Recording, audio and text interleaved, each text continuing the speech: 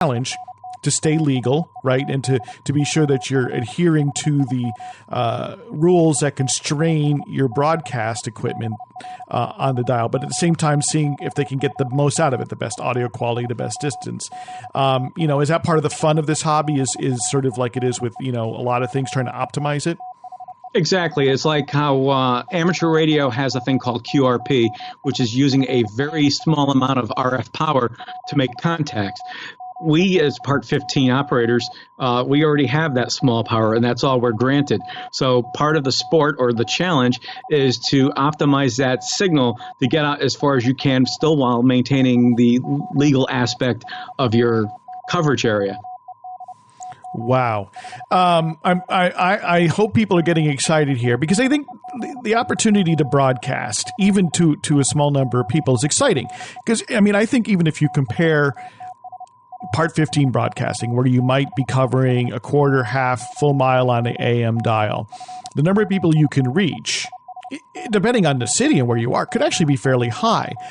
And you compare that to something like internet broadcasting, or you compare that even to podcasting, where your sort of audience is infinite in principle. It's potentially everybody, but in practice, it's essentially nobody. Yeah, because it's hard to let people know about your signal. And I know that, many, licensed stations, college stations, community stations that have an internet broadcast, many of them, their average number of people listening online can be under 100, even for really well-known stations, because of the very fact that there's just so many stations out there. Yeah. And it seems to me, Bill, that in some places, especially in an urban area, you might have 100 listeners to your Part 15 station. It's hard to take that census. You'll never be in the Nielsen ratings. But is that plausible? Do you think that there are folks out there who have that many listeners? I don't know about 100, but it's certainly possible, because if you're in a high-density population, maybe an apartment building or something, it's certainly possible you're going to get a lot more people listening, or at least have the chance of having a lot more people listening than you would out in a rural area where the houses are, who knows, maybe eighth of a mile apart from each other. Right. So just kind of to wrap up here, Bill DeFelice, webmaster of hobbybroadcaster.net. If somebody's got their interest piqued right now and they're sort of like, oh, wow, maybe there's these things I could do.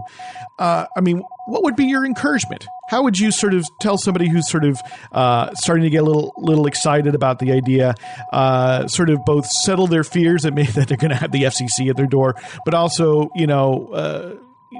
comparing it to this idea of like, well, how many people can I reach? What would you say to encourage someone to kind of learn more and maybe take the leap into this sort of hobby broadcasting?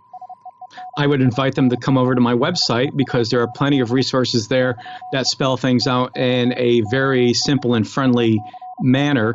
And then, of course, you can look at the stations that are already out there by looking at the station profiles, which profile everybody from a lone individual who wants a station for a hobby all the way up to schools or even businesses that have actually taken the Part 15 and used it for serving a small segment of a population. So there's no restrictions then, sort of on the content, in the same way that there might be a restriction on a low power FM or a non-commercial station. A business or any number of clubs or groups or organizations could run one of these stations too. Exactly. I actually had a forum member who runs an RV park, and they actually have a station right on their RV campgrounds that people can listen to as well. Lots and lots of ideas. Yeah, it's so wonderful to think about. In this day of Facebook Live or YouTube, everyone has the access to these audiences, and yet here's a way to sort of do an end run around the internet giants who may or may not seem as friendly as they once did in years to come to free speech and to the ideas of accessing your audience. Like, we never really know